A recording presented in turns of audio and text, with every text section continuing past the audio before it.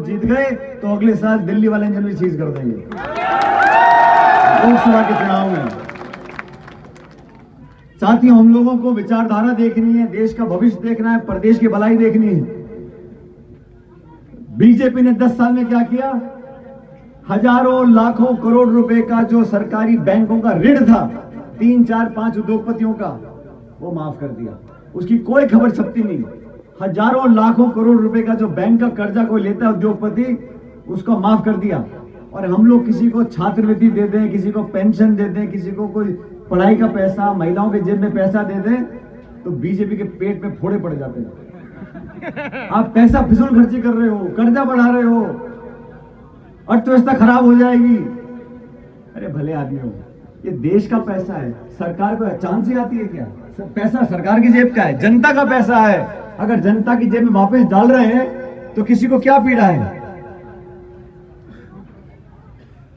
BJP कुछ लोगों को राजी करके देश में राज करना चाहती है और कांग्रेस पार्टी प्रत्येक इंसान को सम्मान के साथ उसकी जेब में उसकी गाड़ी कमाई का पैसा डालना चाहती है। ये फर्क दोनों पार्टियों में है और दोनों हमारी सरकार जो रही है।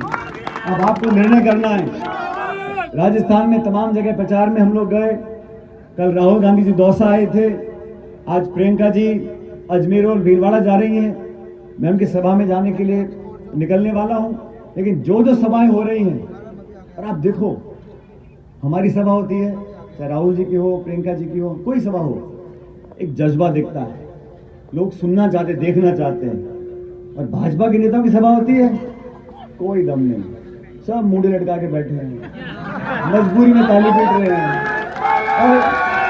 और इनके जो कार्यकर्ता हैं, ऐसे ऐसे सांसदों को टिकट दे दिया, उनका माथा ठनका पड़ा है, उनको लड़ने का मन ही नहीं है, मैदान में उतार दिया। बीजेपी का नेतृत्व राजस्थान में बिखरा हुआ है, डर के मारे सब कदम ताल कर रहे हैं, दाहिने बाएं, लेकिन मन किसी का नहीं है। इसलिए आपसे मैं निवेदन करने आया हूं। वेद सोलंकी जी नौजवान हैं, मुझे याद है यहीं पर पहली सभा की थी 5 साल पहले, याद है आप लोगों को? तेज उम्र ही नहीं थी, कैसे याद है? 18 साल का भी हो आप।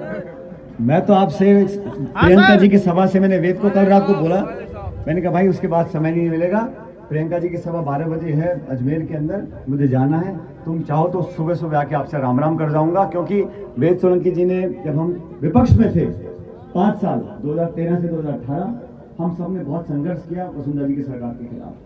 उनके कई घोटाले हम उजागर किए, हम सड़कों पर गए, वेद जी ने, हमने धरने दिए, प्रदर्शन किया, लाठियां खाई, जेलों में गए, खून पसीना बहा, तब जाके सरकार कांग्रेस पार्टी की हमारी बनी। और मैं जानता हूं, जैसा वेद, इस बात को अनीता जी मानेंगी कि वेद जो है ना, कभी कभी क्या है, चिड़चिड़ा, लेकिन इसलिए हो जाते हैं कि जो आदमी मन का सच्चा होता है ना, वो नकाब मन में और चेहरे पे रखता नहीं है।